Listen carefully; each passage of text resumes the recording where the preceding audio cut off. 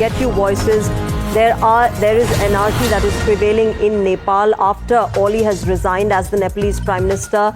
Nepal's parliament has been set on fire. Those dramatic visuals that are now emerging out of the neighboring country of Nepal, extremely shocking visuals that have come to the fore. Remember, yesterday we saw one of the walls of the parliament complex being damaged by the mob of protesters. Today, the Nepalese parliament has been set on fire. Rishabh, my colleague, is with me on the broadcast. Rishabh, these are extremely dramatic visuals that have come to the fore from Nepal. The Nepalese parliament being set on fire. Clearly, the fact that the Prime Minister has resigned hasn't really satiated the protesters. They want more, they're angry, and they want more action being taken towards the country and its development.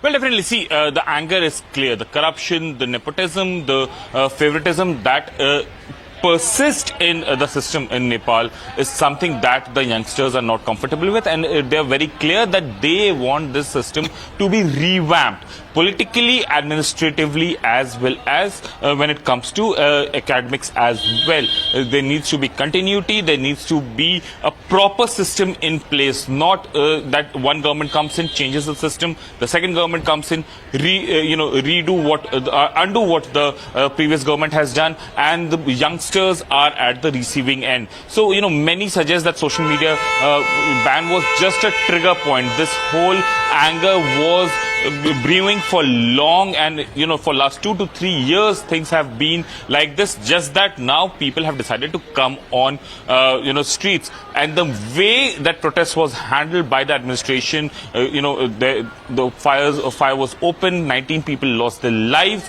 and that's when more crowds swell and the protest turned violent. The parliament has been set ablaze. Prachanda's house, KP Sharma Oli's house, Debua's house, all these houses have been either set ablaze or vandalized. The party offices of these leaders have been vandalized and set ablaze. A top view from Kathmandu right now shows smoke coming out of various buildings. Army had to intervene and evacuate the ministers because they were surrounded by protesters, and these ministers were evacuated using helicopters. So the way things have unfolded in last 48 hours in Nepal has compelled KP Sharma Oli to resign. That's right, Rishabh. And as we speak, these are visuals that have come to the fore. Ladies and gentlemen, let's take you through what has been happening through the day today. The Prime Minister of Nepal, KP Sharma Oli, just resigned a short while back.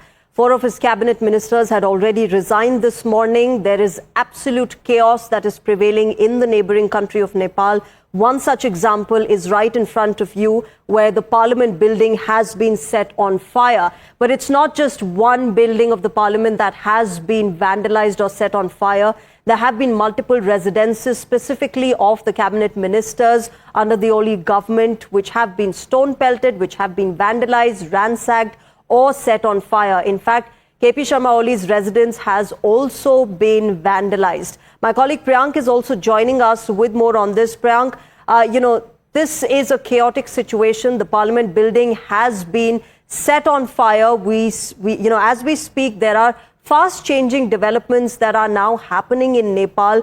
What more are you hearing as far as KP Sharma Oli is concerned? There was speculation that he might flee the country.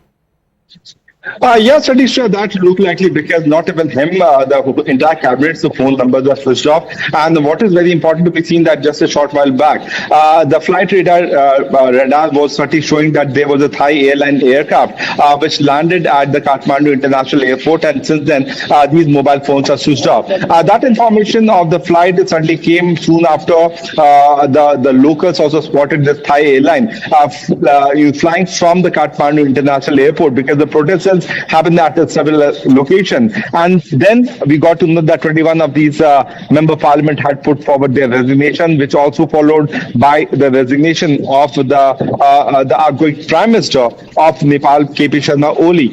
So it is very important to be piecing together all these set of information, which certainly suggests that he might have fled away from the country, looking at the situation. Look at the kind of visuals coming out from the parliament, which is the temple of back to you and Rishabh. Let me go across to Rose Kendall. She's one of the protesters in Nepal. She's joining us.